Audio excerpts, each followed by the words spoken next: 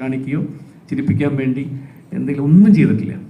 വളരെ സൈലൻ്റായിട്ട് ഒരു റിയാക്ഷൻ, ആ റിയാക്ഷനിൽ തിയേറ്ററിൽ അത് ചിരി കിട്ടിയാൽ അത് സക്സസ്ഫുൾ ആയിരിക്കുന്നതാണ് എനിക്ക് തോന്നിയിട്ടുള്ളത്.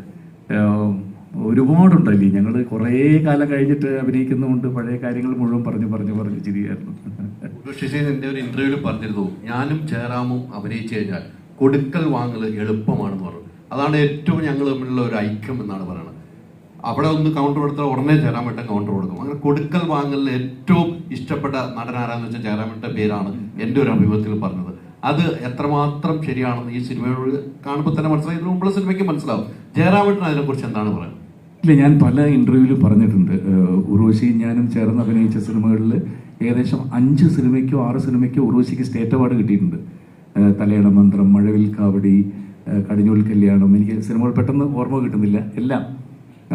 അപ്പോൾ അതിലൊക്കെ തന്നെ ഉർവശിക്ക് ചില ഷോട്ടിലൊക്കെ ഡയറക്ടർ ഓക്കെ പറഞ്ഞാൽ പോലും ഞാൻ ഡയറക്ടറോട് പറയാറുണ്ട്, സാർ കുറച്ചും കൂടി നന്നായിട്ട് അവർ വേറെ തരത്തിൽ ചെയ്യും, ഒന്നുകൂടി എടുക്കുക. ഉർവശിയെ പറഞ്ഞത് എന്തിനാ ചെയ്ത് കഴിഞ്ഞാൽ പറഞ്ഞു, പ്ലീസ് ചെയ്യൂ. കാരണം അവർക്ക് അതിനുള്ളൊരു പൊട്ടൻഷ്യാലിറ്റി ഉണ്ട് നമുക്ക്.